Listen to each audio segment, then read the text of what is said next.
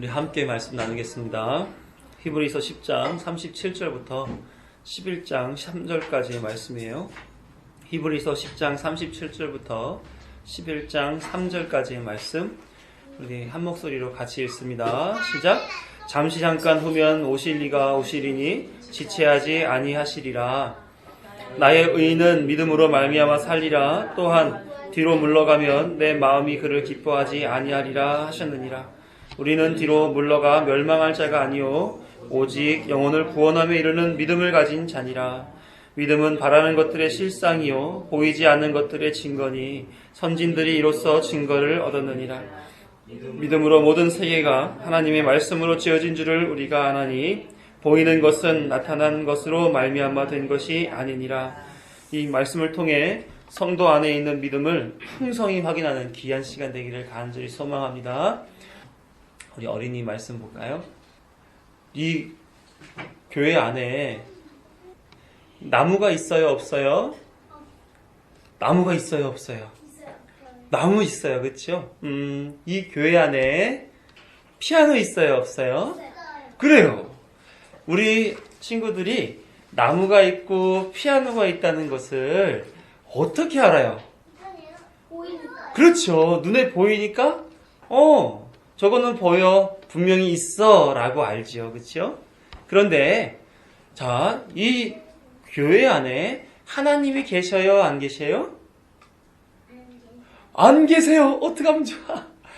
하나님이 계셔요, 안 계세요? 하나님이 계세요. 눈치가 아주 빨라요. 자, 이 교회 안에 하나님이 계시다는 사실을 우리는 어떻게 알죠? 어떻게 알아요? 말씀을 통해서 알아요. 자, 눈에 보이지 않지만 이 교회 안에 하나님이 계시다는 사실을 우리는 알아요. 어떻게 해요? 성경 말씀에 하나님은 어느 곳에든지 다 계실 수 있는 분으로 소개하고 있기 때문에 그래요. 그래서 믿음은 성경에 대해서 알므로 성경에서 나온 우리 생각, 지식, 그것이 하나님을 믿는다라고 하는 하나님이 우리의 구주가 되신다라는 사실과 그리고 예수님이 우리에게 모든 것을 다 해주셨다라고 하는, 우리를 사랑하셨다라고 하는 그런 확신이, 신념이 그 하나가 되어서 성령 하나님께서 우리에게 담아주시는 거예요. 그래서 하나님을 아는 지식이, 그리고 예수 그리스도가 해주신 모든 은혜의 공로가, 그리고 성령 하나님께서 일하시는 그 알게 해주시는 은혜가 우리 안에 담겨짐으로써 우리는 눈에 보이지 않지만 하나님이 계셔, 이렇게 고백할 수 있게 되는 거예요. 그걸 뭐라고 그러냐면 두 글자로 뭐라 그럴까요? 바로 믿음이라고 얘기를 해요.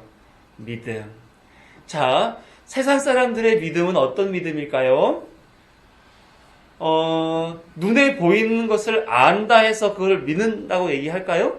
우리 준이하고 주하고 지금 나무가 있다고 피아노가 있다고 얘기를 했는데 그것이 믿음 때문에 말할 수 있는 거예요?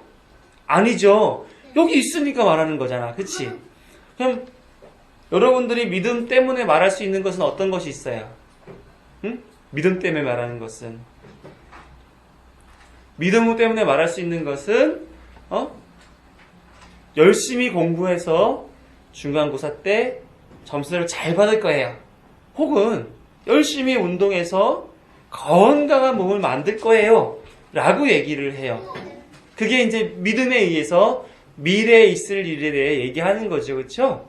그런데 목사님도 여러 어르신들도 다 이런 경험했지만 마음은 늘 어때요? 공부 열심히 해서 좋은 점수 받아야지 했지만 늘 기대하는 것만큼 점수를 받아내지 못했던 것 같아요. 우리 성도님들 중에서 지난 주일날 마라톤을 했어요. 그러면 그 마라톤에 가서 나 얼마만큼 안에 들어가야지 라고 생각했을 때 가서 했는데 그저 그 시간에 맞게 들어와졌나요? 안 들어와졌나요? 점점 늦어지죠. 점점 세월이 가면 갈수록 늦어져요. 내 생각, 내 마음에 있는 믿음은 좋은 점수도 받고 싶고 운동에 좋은 성적도 거두고 싶은데 근데 그 믿음처럼 되지 않는다는 거예요. 그럼 왜 그럴까? 세상 사람들이 믿는다 하는 것은 근거가 없는 믿음이에요. 그냥 자기 안에서 그래야지라고 하는 자기 마음먹음.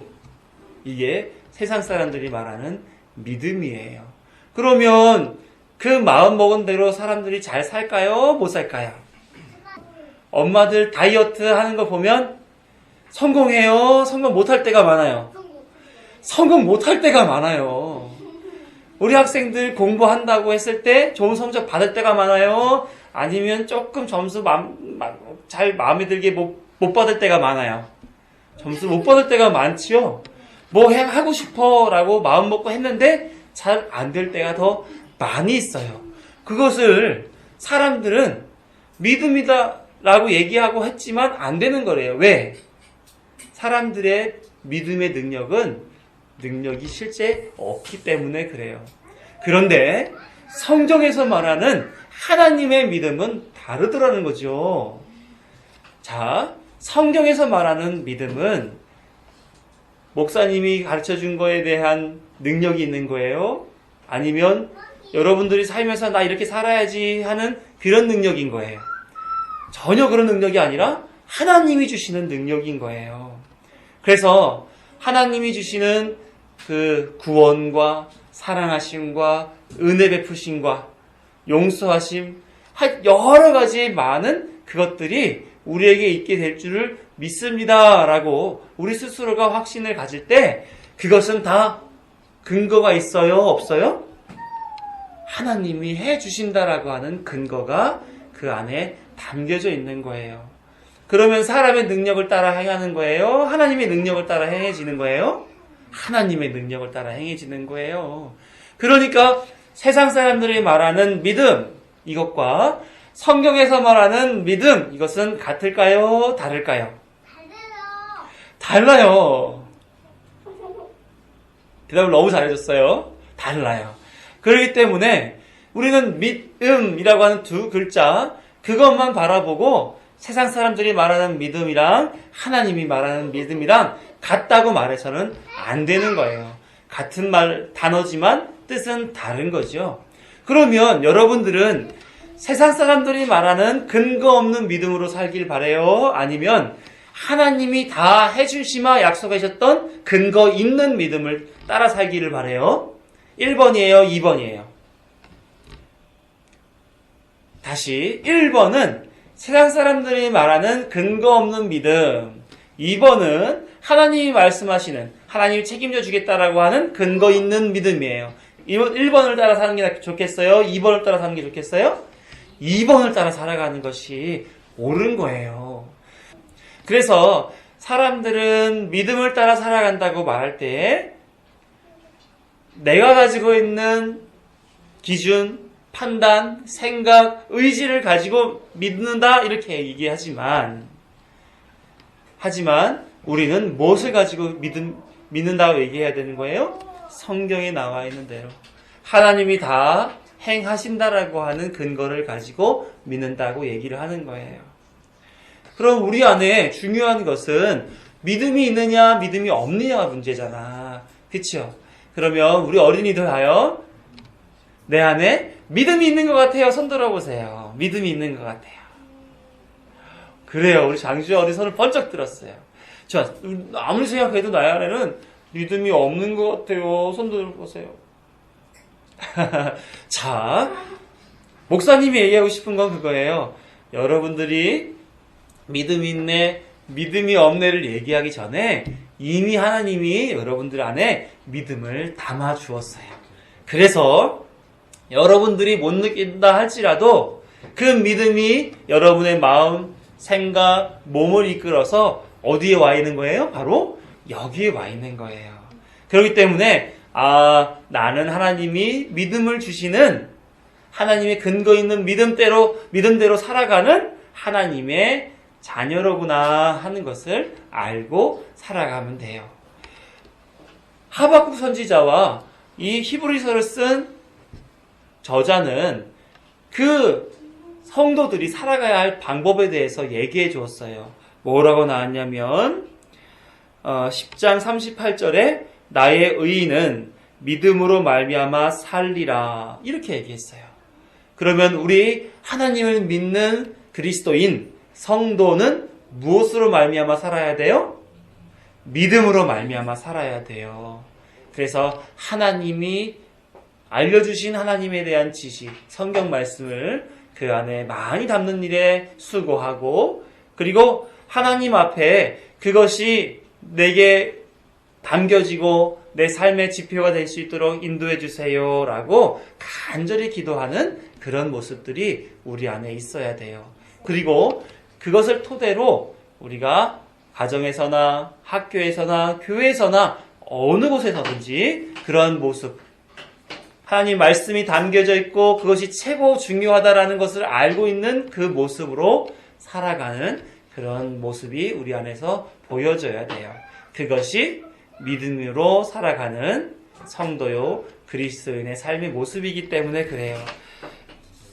자, 예수님을 따라가는 제자들이 예수님 앞에 예수님이 가르쳐 주시면 너무나 감사합니다. 우리 간절히 바라는 게 있어요. 한 가지 우리에게 채워주세요 라고 구했던 것이 뭐냐면 누가복음 17장 5절을 보면 이렇게 기록해요. 사도들이 주께 여짜오되 우리에게 믿음을 더하소서 하니. 뭘 더해달라고 그랬어요? 믿음을 더해달라고. 우리 안에 늘 항상 하나님 말씀을 사랑하고 하나님의 뜻대로 살기를 기대하고 소망하며 하루하루를 살아가는 믿음이 있는 사람으로 살 때에 늘 그 안에 간구하는 것은 믿음을 주세요 라고 기도해야 되는 거예요. 그러면 하나님이 사랑으로 우리 어린이들, 우리 성도님들 모두 그 마음속에 겨자씨만한 믿음부터 시작해서 태산을 옮길 만한 믿음까지도 다 주시는 그런 하나님이 되어 주실 거예요. 늘 우리 믿음 안에서 하나님만 잘 믿고 살아가는 그런 우리 어린이들 다 되어 보아요. 네. 여기까지 우리 어린이들 말씀하겠습니다. 하나님이 당신의 형상을 따라 사람을 지으셨다 했습니다. 그렇죠? 그 까닭이 무엇이겠습니까? 이사야 선지자는 그 이유를 하나님을 위해서 하나님을 찬송하게 하려 함이다 라고 이사야 43장 21절에 기록합니다. 하나님은 사람이 존재하는 데 있어서 그러한 목적을 두고 창조하셨다는 것이죠. 그리고 그 사람에게 있어서는 창조하신 하나님, 자신의 찬송의 대상이신 하나님을 알아가는 삶을 살도록 허락받은 것이죠. 사람은 그래서 살아감에 따라 늘 경험하는 그런 것이 있다면 하나님이라는 거예요. 다시 말해서 하나님은 사람과 관계를 맺기를 원했다는 겁니다. 하나님은 사람에게 너의 왕이 되어서 너를 다스려주고 너를 책임져주고 너를 완성해줄 그런 주가 되고 싶어. 그게 하나님의 뜻이요. 사람은 그 하나님을 알고 그런 하나님 앞에 엎드리고 찬송하고 경배하며 백성된 자의 본분을 따라 살아가는 것, 그것이 하나님이 원하셨던 바이라는 거죠. 하나님과 사람은 관계를 맺는, 연결되어진 그런 관계여야 된다 하는 것입니다. 그래서 하나님은 사람들에게 그 관계를 맺게 하기 위하여 무엇을 주었냐면 바로 하나님을 알게 해주시는 은혜를 주셨다 하는 거예요. 우리 사랑하잖아요. 그렇죠? 연애도 해봤고 결혼도 했고 또 서로 사랑하는 일이 많이 있습니다. 사랑하는 사람들끼리는 어떠한 마음이 생기나요? 서로를 좀 더 알기를 바라는 마음이 생기잖아요. 자꾸 만나고 싶고 생각하고 싶고 그에 대해서 더 알아가기를 원하는 게 사랑하는 관계에 있는 사람들인 것입니다. 그렇다면 하나님은 각각의 사람들에 대해서 익히 아시고 계셔서 그들에게 좋은 것을 공급해 주시며 뭘 하게끔 만들어 주실까요? 하나님을 더 사랑하게끔, 하나님을 더 알아가게끔 사람들에게 길을 터 주시고 계시다는 거예요. 하나님의 일은 그래서 하나님을, 그리고 하나님 보내신 자 예수 그리스도를 믿게끔 해주는 일이 하나님의 일인 것입니다. 그래서 하나님이 누구시며 하나님은 무슨 일을 하고 있으시며 그 하시는 일이 당신의 백성에게 어떻게 주어지게 되고 완성되게 되는가를 끊임없이 알려주시고 계신 거예요. 일반 계시로 그리고 특별 계시로. 하지만 사람은 하나님께서 알려주시는 것을 받아들이지 못합니다. 사람은 영의 세계를 살아가는 존재가 아니라 현재 육의 세계를 살아가고 있기 때문에 그렇습니다. 배가 고프면 먹어야 되지요. 또 추우면 입어야 되고요. 아프면 치료를 해야 됩니다. 더 나아가 육이 지배하는 세상의 가치들을 추구하며 욕심에 매여 살게끔 되어 있습니다. 그래서 좀 더 높은 직위에, 좀 더 많은 재물을, 좀 더 많은 인기를 누리기를 원해 가는 거죠. 그래서 영의 세계에 관심을 가지기보다는 육의 것을 더 많이 가지기를 원하고 더 많이 누리기를 원하고 그것을 다른 사람들에게 행사하는 일에 더 관심을 많이 가지게 되어 있습니다. 저녁은 뭘 먹지? 봄꽃이 많이 피었는데 어디로 놀러 가지? 중간고사 기간이니까 더 열심히 공부해. 이런 것들에는 관심을 가지고 있지만 성도로서 무엇을 기준 삼아 살아야 되는가? 오늘은 내가 얼마만큼 하나님 뜻에 순종하고 살았는가? 요즘 목사님 히브리서 강해 설교하고 있는데 그거 내용이 어려우니 다시 한번 들어봐야지. 자녀에게 믿음은 이렇게 전수해 줘야지. 이런 고민들은 거의 안 하고 산다는 거예요. 육에 속해 있다는 증거 아니겠습니까? 물론 이 고민을 안 해야 하나, 먹는 거, 입는 거, 자는 거, 쉬는 거, 노는 거, 재산을 쌓는 거 이런 것들 고민하지 말아라 라고 하는 말씀은 아닙니다. 당연히 해야죠. 그 삶을 살아가는 것은 우리의 자연적인 현상이기 때문에. 그런데 성도로서의 관심이 최우선 순위가 어디에 있는가 하는 것을 말씀드리고 싶은 거예요. 사람은 세상의 영향을 참 많이 받는 것 같아요. 그래서 다들 그렇게 사니까 세상의 원리 그대로를 그냥 무분별하게 받아들이고 그것을 쫓는 것이 자연스럽고 마땅한 일인 것이냐 생각하고 살아가는 것 같습니다. 그래서 성경 말씀, 하나님의 말씀을 목사들이 설교를 통해서 해주게 되면 그거는 목사님이니까 하는 말이지 라고 하면서 들은 것 같지만 나갈 때 다 내려놓고 나가죠. 가서도 다 잊어버리기 일쑤입니다. 하지만 남들이 이렇게 이게 건강에 좋대. 어디 산에 가니까 진짜 경치 좋아. 어느 공원에 지금 벚꽃이 얼마나 예쁘게 폈는지 몰라. 이런 말을 하게 되면 누가 그러던데 라고 하면서 그 말에 귀 기울였다는 사실과 그리고 다른 사람들에게 그것을 전해주는 전도자 역할까지도 하더라는 겁니다. 이게 사람이 육에 속해 있다는 증거고 그것이 믿음이 아닌 세상이 가장 중요한 위치에 마음의 우선순위에 놓여져 있다라고 하는 것에 증거가 되는 것이죠. 건강을 지키는 것, 자녀 학습에 관한 것, 진로를 결정하는 것 생각해 보세요. 이런 일에 하나님의 뜻을 구해보며 그 뜻에 따라 순종하려고 애를 써본 적이 있는가? 그러므로 하나님이 세상을 통해서 당신을 알게 하시려는 작정과 상관없이 사람들은 자신의 소견을 따라 살아가는 것을 늘 선택하며 살아가고 있는 것입니다. 그것이 멀리 얘기하지 않아도 자신의 삶을 돌아봐도 느껴지는 그런 바일 거예요. 히브리서 기자는 하박국 2장 말씀을 인용하면서 의인은 무엇으로 말미암아 산다고 말했습니까? 바로 믿음을 따라 산다고 했습니다. 하나님의 뜻에 따라 하나님을 위해 하나님을 찬송하며 사는 그리스도인은 믿음이라는 삶의 영역에 있는 사람이라고 전해주고 있는 것입니다. 왜요? 육에 매여있는 눈으로는 하나님을 알 수 없고 오직 믿음의 눈으로만 하나님을 볼 수 있기 때문에 믿음으로 사는 그리스도인이라고 한다면 믿음이라고 하는 영역 안에 들어져 있는 거죠. 그래서 사람들은 하나님을 볼 수 없는 존재입니다. 근본적으로. 그러나 하나님이 믿음을 주신 자들에게만 있어서는 하나님을 볼 수 있게끔 해 주었죠.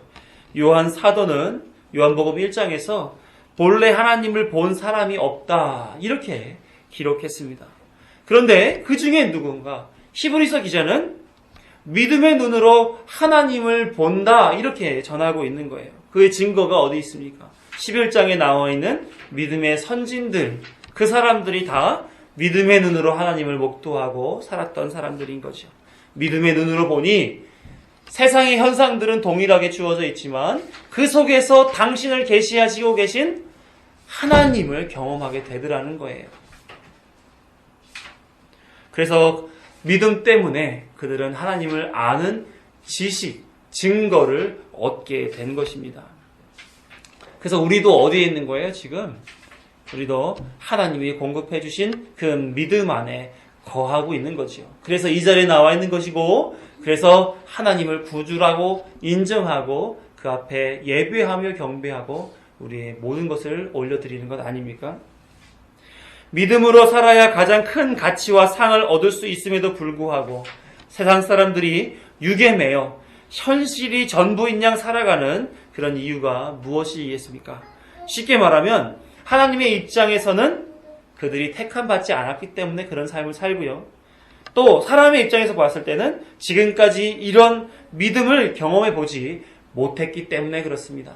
우리는 사람의 입장이니까 예수님이 처음 예루살렘 성전에 올라가서 이 성전을 허물라 그리하면 내가 사흘 만에 다시 짓겠다라고 얘기했습니다.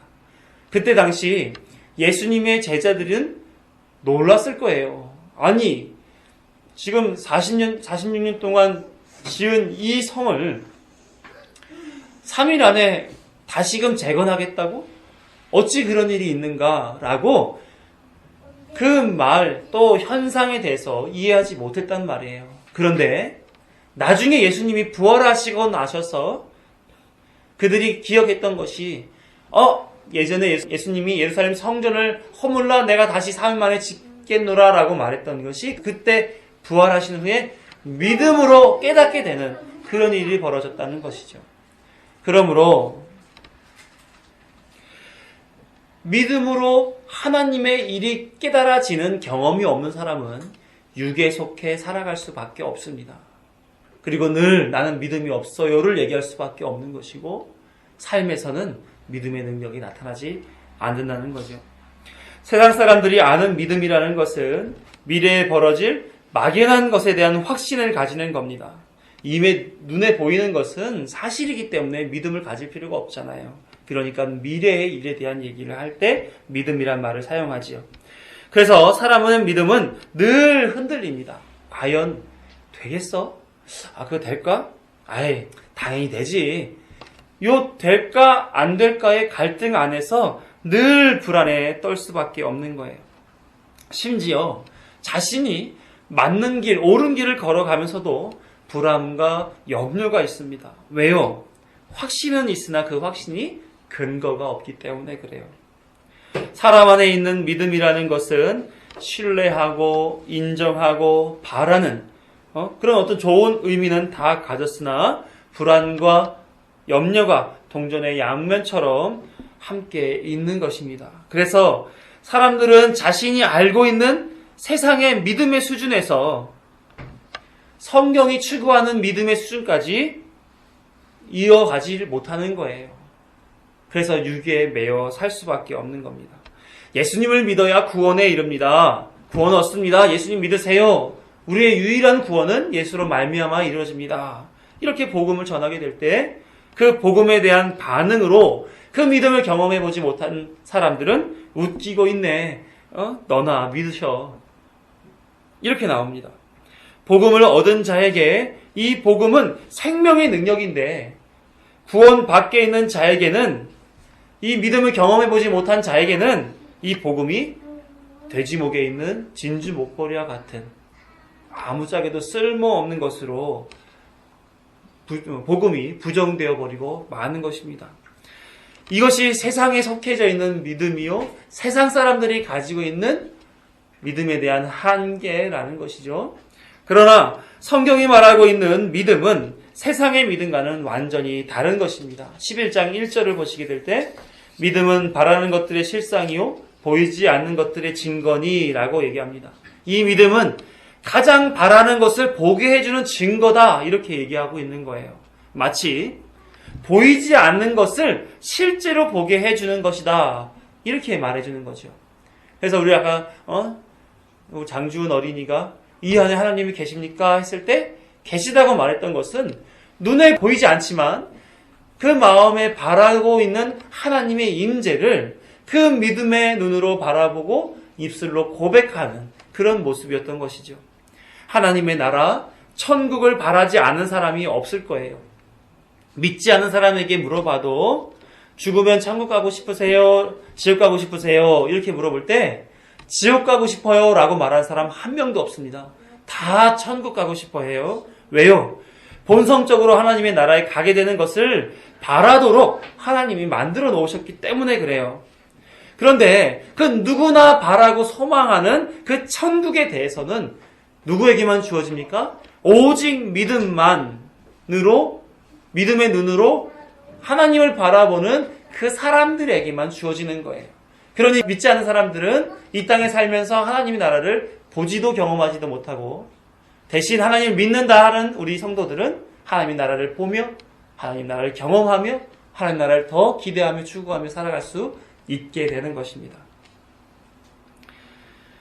그래서 마치 보이지 않는 하나님이지만 실제로 보는 것처럼 살아낼 수 있는 거죠. 그게 믿음인 것입니다. 하이델베르그 21문에서 보면 이런 질문과 답이 있어요. 질문, 참된 믿음이란 무엇입니까? 그랬더니 답이 참된 믿음이란 하나님께서 그의 말씀 속에서 우리에게 계시하신 모든 것을 진리로 여기는 확실한 지식인 동시에 하나님께서 값없이 은혜로 오직 그리스도의 공로로 말미암아 죄사함과 영원한 의와 구원을 다른 이들에게만이 아니라 나에게도 베풀어 주셨다는 견고한 신뢰로서 성령께서 복음을 통하여 나의 마음속에 일으키시는 것입니다. 이게 답이에요. 그 페이퍼에도 한번 보세요. 있을 거예요. 하이델베르크에서 믿음이 뭐라고 얘기하는 겁니까?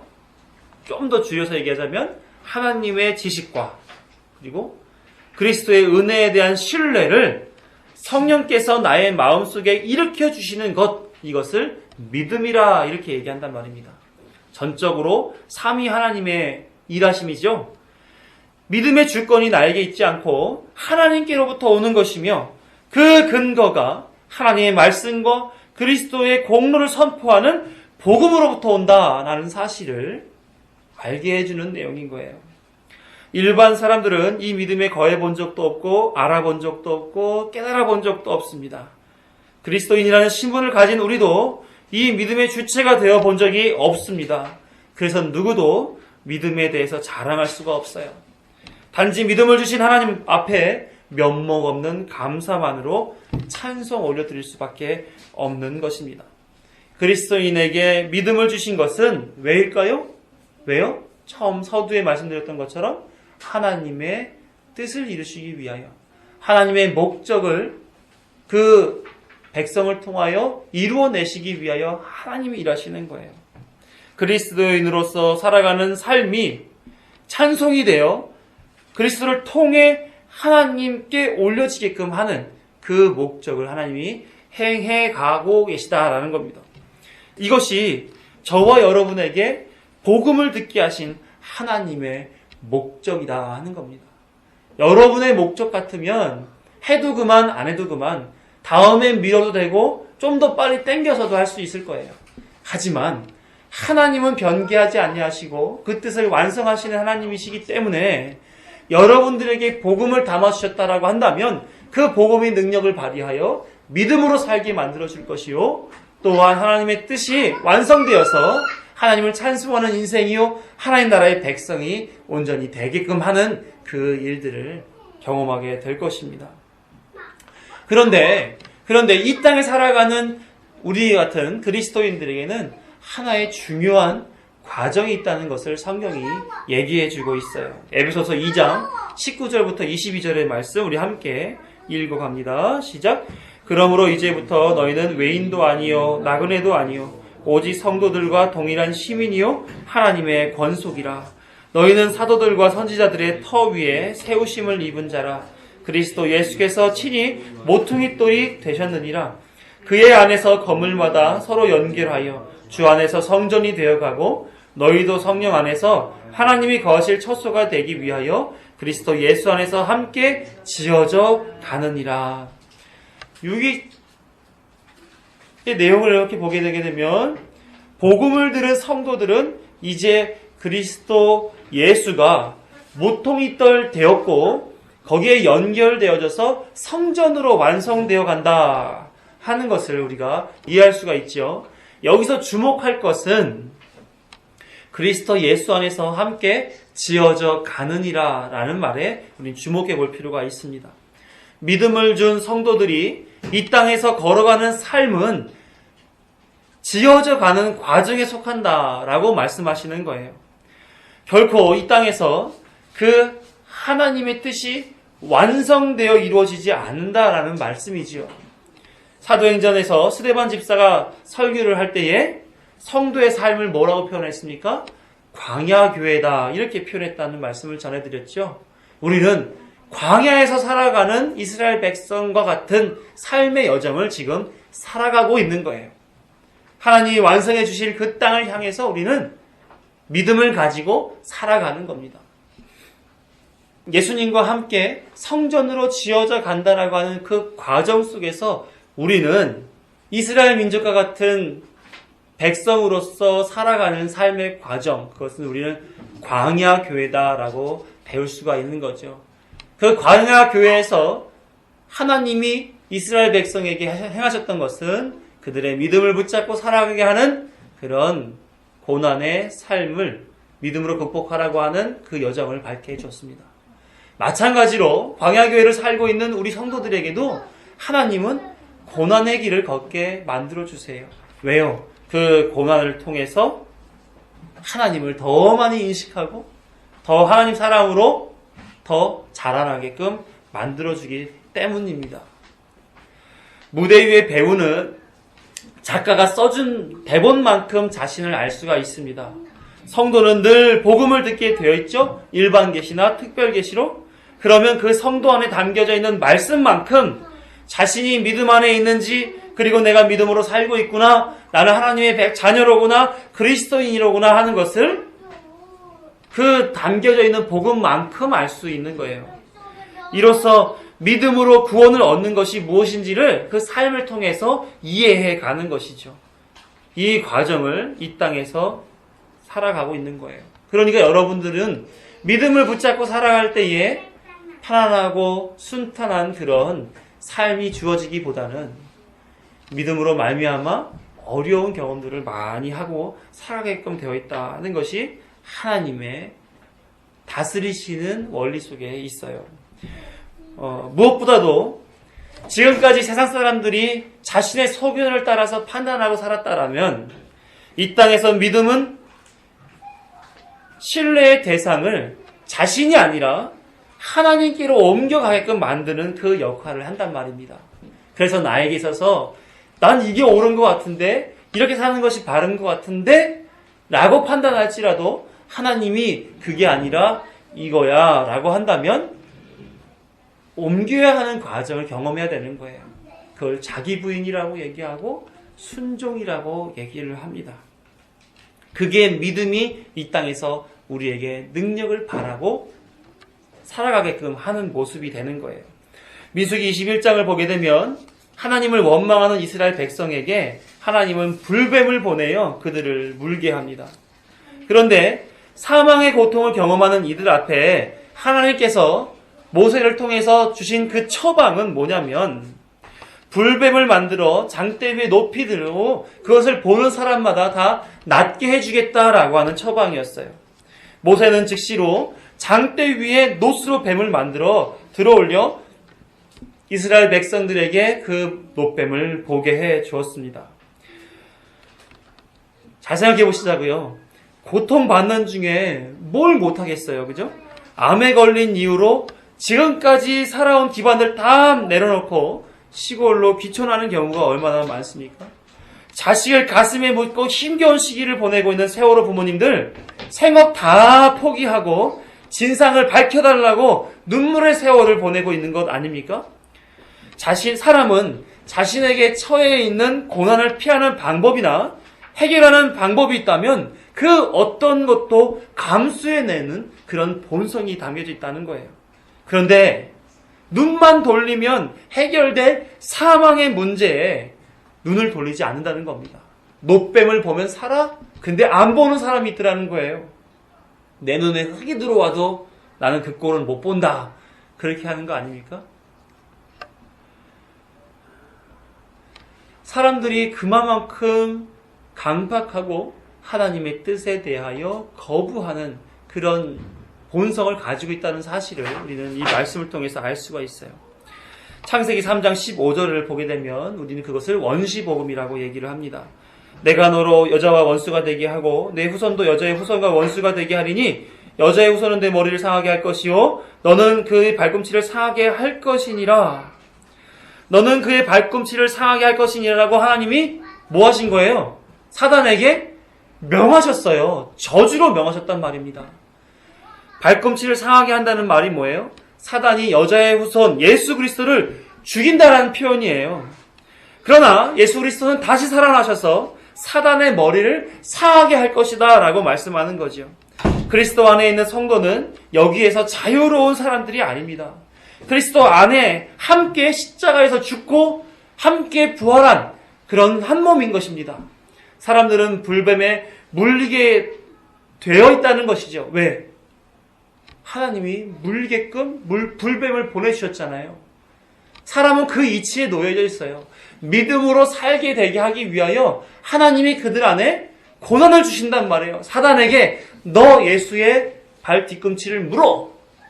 그리고 불뱀을 통해 사람들 물어 라고 하신 것처럼 하나님은 당신의 백성을 백성답게 믿음으로 살게 하시기 위하여 죽이시고 물리시고 고통받게 하신단 말입니다. 우리는 불뱀에 물릴 수밖에 없는 사람인 거예요. 그리고 믿음으로 그리스도를 상징하는 그 노뱀을 바라보면서 다시 살려주시는 그 은혜를 입게 되어 있는 사람들인 거죠. 이 은혜에 반응해야 할 사람들 중에 세상 사람들은 보지 않습니다.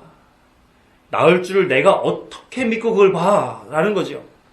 나를 물어 죽게 만든 뱀을 살겠다고 보라고?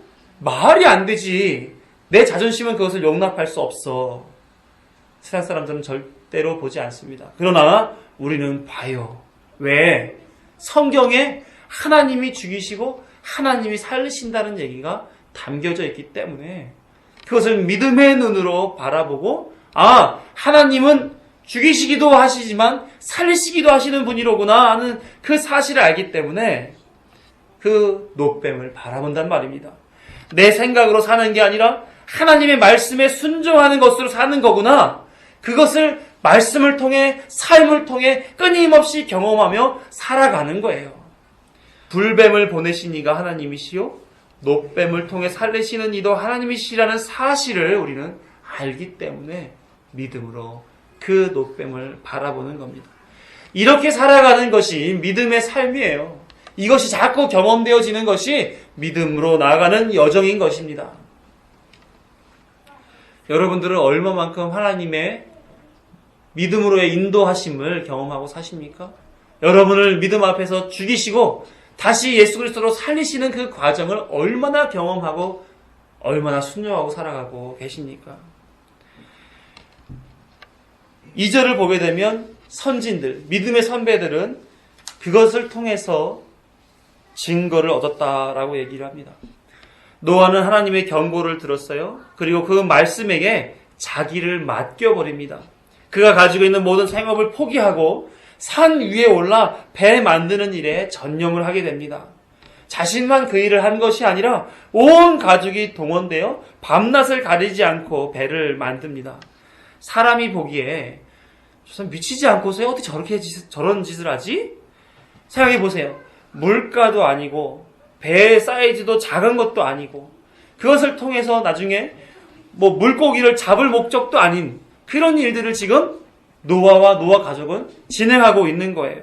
사람의 상식으로는 도저히 이해할 수 없는 일을 그들은 하나님의 그 경고의 메시지 하나 듣고 그 일에 전념하며 살아가고 있습니다. 사람들의 구경거리요, 비웃음의 대상이 된 거죠. 그 삶이 그리스도인의 삶이라는 거예요. 세상과는 다른 모습으로 살아가는 것이죠. 사실 노아 가족이 그들과 다르지 않았어요.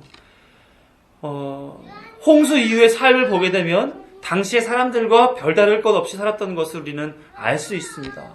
술에 취해 있는 모습, 그리고 아버지의 하체를 보고 그것을 조롱하는 모습, 그건 여느 가족에서 벌어지는 자연스러운 당시의 현상들과 다를 것이 없었던 것이에요. 그럼에도 불구하고 하나님께 그는 의롭다 여김을 받았습니다. 왜요? 왜 그가 하나님 앞에 의롭다 여김을 받았습니까? 하나님의 말씀을 들었거든요. 잠시 잠깐 후면 비가 와서 모든 세상을 다 삼키게 될 때 유일하게 생명을 보존할 수 있는 방법은 하나님의 말씀에 의지하는 것밖에 없다는 그 믿음이 말씀을 받아들여 그 길을 걸어갔다 하는 것이죠. 하나님은 그 모습을 순종이라 이해하시고 의롭다 하고 평가해 주셨던 것입니다. 하나님이 말씀하시고 하나님이 믿음을 주시고 하나님이 살려주시고 하나님이 인정해 주시고 노아의 모습을 보게 되면 하나님의 한편의 작품이구나 하는 것을 우리는 알 수가 있는 거죠. 그러므로 구원 없는 믿음으로 살게 된 것이 자신으로부터 기인하지 않았다는 것을 인정하게 하시는 거예요. 우리가 구원된 것은 우리의 믿음의 수준에 달려있는 것이 아니라 예수님께서 우리를 위해 행하신 그 일에 달려있다라는 사실을 우리에게 깨닫게 해주고 있는 것입니다. 그래서 하나님은 사람들에게 착하게 살아라, 남들만이 도와주어라, 존경을 받아라, 세상에 큰 유익을 끼쳐라, 이런 식으로의 요구를 하지 않으셔요. 내가 준 믿음, 그 믿음에 따라 삶을 자족하고 살아가기 바란다 하는 거예요. 왜요? 구원은 믿음이라는 영역에서 벌어지는 일이기 때문에 그렇습니다. 라합은 여리고에 살았던 기생이지요. 여리고도 이방 땅이고요. 그곳에서 그녀가 뭐하고 살았습니까? 기생으로 살았습니다.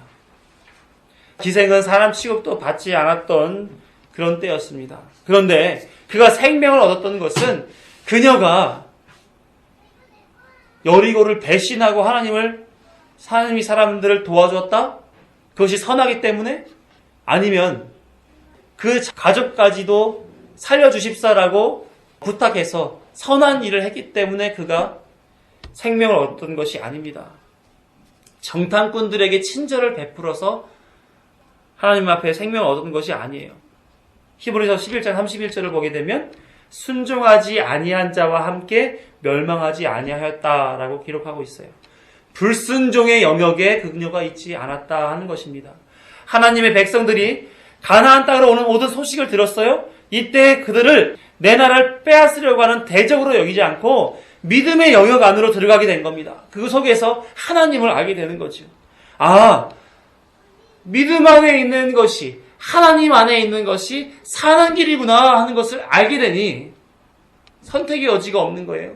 이게 내 나라요, 내 민족이요, 내 이웃이요, 내 친구가 중요한 것이 아니라 하나님 안에 들어가는 것이 중요하구나, 그 믿음 안에 들어가는 것이 중요하구나 하는 것을 경험하니 라합은 자신이 가졌던 모든 세상의 조건들을 다 뒤로 하고 이스라엘 그리고 하나님을 선택하여 그쪽으로 자신의 영역을 바꾸게 된 것입니다. 아, 우리는 여기서 이 믿음의 선진들을 통하여서 배워야 할 바가 있어요. 생명은 나로 말미암지 않는구나. 분명히 하나님으로부터만 오게 되는 거구나 하는 것을 우리는 인식하셔야 된다 하는 겁니다. 요한복음 17장 3절을 보게 되면 생명은 곧 유일하신 참 하나님과 그가 보내신 자 예수 그리스도를 아는 것이니이다. 노아도 라합도 결국 하나님의 은혜를 얻은 사람들이에요. 하나님을 아는 지식으로 말미암아 그리고 그것으로 인도함 받은 성령의 능력을 따라서 은혜를 얻은 사람일 뿐인 것입니다. 선진들 모두가 하나님의 은혜를 얻은 사람들로 히브리서 기자는 소개하고 있는 것입니다. 은혜의 결국은 무엇일까요? 로마서 5장 21절 한 목소리를 읽어봐요. 시작. 이는 죄가 사망 안에서 왕노릇한 것 같이 은혜도 또한 의로 말미암아 왕노릇하여 우리 주 예수 그리스도로 말미암아 영생에 이르게 하려 함이라. 은혜가 왕노릇하여 어디에 이르게 하며? 영생에 이르게 함이라 이렇게 소개하고 있어요. 하나님이 믿음을 주신 것은 하나님의 영역에 있게 하시기 위해 그리고 그 영역에서 하나님으로부터 공급되어지는 그 은혜를 받아 누리게 하기 위해서인 것입니다. 그래서 1절 믿음은 바라는 것들의 실상이요 보이지 않는 것들의 증거니라고 얘기하면서 믿음은 너희들 눈에 보이지 않지만 실상, 휘포스타시스, 아래에 서다, 확신, 신뢰 이런 뜻을 가진 그 단어를 사용하여서 바라는 것에 대한 확신과 신뢰를 가지고 그 아래 서라. 증거는 뭡니까? 엘렌코스, 아직 나타나지 않은 것들에 대한 확신을 나타내주는 말인 거예요. 그것이 우리 안에 담아지게끔 되어 있다. 담아주었다. 이렇게 얘기하고 있는 것입니다. 그래서 믿음을 소개할 때에 지금 눈에 보이지 않지만 아직 나타나지 않아 알 수 없는 것이지만 하나님을 아는 지식과 그리스도의 은혜를 성령을 통해 복음으로 받게 되는 것이다. 이렇게 얘기해주고 있는 것입니다. 예수님은 도마에게 말씀하시기를 보지 않고 믿는 믿음이 복되다라고 말씀하셨습니다. 믿음으로 사는 삶이 복 있는 삶이다라고 말씀하신 거죠. 사도 바울도 로마서 8장 24, 25절에서 우리가 소망으로 구원을 얻었음에 보이는 소망이 아니니 보이는 것이 아니니 보는 것을 누가 바라겠습니까? 만일 우리가 보지 못하는 것을 바라면 믿으면 참음으로 기다릴지니라. 삶의 원리를 얘기해주고 있습니다. 믿음으로 사십시오. 눈에 보이지 않으면 참고 기다리십시오. 그것이 하나님의 뜻입니다. 고린도후서 5장 7절에서도 이와 같이 얘기해 줍니다. 이는 우리가 믿음으로 행하고 보는 것으로 행하지 아니함이로라. 눈에 보이는 것으로 판단하고 살아가는 현 세상의 사람들과 같이 살아가지 말고 믿음으로 행하라. 보이지 않는 것이 마치 보이는 것처럼 하나님의 나라가 우리에게 주어졌다는 그 사실을 의지하고 복음을 따라 순종하고 살아가라. 이렇게 얘기하고 있는 것입니다. 그리스도인의 삶은 보이는 것으로 행하는 것이 아니라 믿음으로 행하는 삶이라고. 그리고 그 바라는 것은 참음으로 기다리는 삶이라. 삶을 살아야 한다라고 말씀해 주고 있는 것입니다. 이것이 그리스도인이 믿음으로 살아야 하는 이유와 또 삶의 방법인 것입니다. 민수기 23장 19절을 보게 되면 함께 읽어봐요. 시작. 하나님은 사람이 아니시니 거짓말을 하지 아니시고 인생이 아니시니 후회가 없으시도다. 어찌 그 말씀하신 바를 행하지 않으시며 하신 말씀을 실행하지 않으시랴. 하나님은 말씀을 따라 믿음으로 살아가는 당신의 백성에게 결코 그 말씀 그대로, 언약 그대로, 작전 그대로 이행하시는 분이시다는 속성을 설명해 주고 있는 본문이에요. 그렇다면 믿음을 주시고 구원에 이르게 하시는 그 하나님의 뜻이 우리에게 있다면 우리는 그 은혜 아래서 벗어날 수 있겠습니까? 아니면 결코 벗어날 수 없겠습니까? 말씀을 정리하겠습니다. 사랑하는 성도 여러분, 하나님은 성도의 삶을 처음부터 나중까지 주관하시는 분입니다. 그의 뜻이 아니고서는 꽃을 꺾지 아니하시고 나는 새도 떨어뜨리지 않습니다. 역사가 완성될 때까지 하나님의 작정은 반드시 이루어지고 말 것입니다. 그 가운데 우리가 있어요. 구원을 향해 살아가도록 하나님께서는 우리의 삶의 키를 붙잡고 계십니다. 하나님이 우현으로 돌리면 우리는 오른쪽으로 흘러갈 것이고 자연으로 돌리면 우리는 왼쪽으로 가게 될 것입니다. 그것이 우리에게 고난이 될지라도 그 안에서 우리는 믿음으로 인해 그것이 하나님은 무조건 옳습니다 인정하고 따라가게끔 하나님께서 인도하고 계시는 것입니다. 그리스도인은 그래서 겨자씨만한 믿음으로부터 산을 옮길 만한 믿음이 있는 자까지 그 안에 존재하는 거예요. 뭐가 존재한다는 거예요? 그 안에? 믿음이 존재한다는 거죠. 어떻게 하나님 앞에 살아갈 수가 있겠습니까? 우리의 삶은 어떤 식으로 살아가져야 되는 거예요? 믿음을 구하며 살아가면 되는 것입니다. 기도할 때마다 돈 주세요, 시험 잘 보게 해주세요, 건강하게 해주세요 이런 게 아니라 그 모든 세상을 아우를 수 있는 믿음을 달라고 기도하고 살아가면 되는 것입니다. 그리고 참고 견디면 되는 거예요. 예수님이 숱한 가르침을 주었을 때 제자들이 예수님 앞에 구한 것이 있습니다. 누가복음 17장 5절에서 사도들이 주께 여짜오되 우리에게 믿음을 더하소서 하니 우리도 이와 같이 하나님 앞에 고백했으면 좋겠습니다. 하나님이 인도하시는 그 길이 얼마나 힘들고 어려운지 모릅니다. 오늘도 이렇게 저를 보이지 않는 손으로 옥죄고 무거운 무게의 짐을 어깨에 올려놔 주는 것이 얼마나 많은지요. 그러나 이것을 이길 수 있는 유일한 방법은 믿음이라는 사실을 알고 있습니다. 오늘 살아갈 믿음을 주십시오. 오늘만큼 이겨낼 수 있는 믿음을 주십시오. 믿음으로 사는 제가 될 수 있도록 인도해 주십시오. 라고 기도할 수 있어야 된다는 거죠. 예수님은 마태복음 7장 7절에서 8절에 이렇게 기록합니다. 말씀하셨습니다. 구하라 그리하면 너희에게 주실 것이요 찾으라 그리하면 찾아낼 것이요 문을 두드리라 그러하면 너희에게 열릴 것이니 구하는 이마다 받을 것이요 찾는 이가 찾아낼 것이요 두드리는 이에게는 열릴 것이니라. 우리가 그렇게 믿음 주십시오라고 기도한다면 예수님은 반드시 이처럼 반드시 구하는 것 받게 될 거야. 우리에게 주실 것입니다. 우리에게 구원을 허락할, 말씀을 받을, 하나님을 알게 할 믿음을 선물로 주실 것입니다.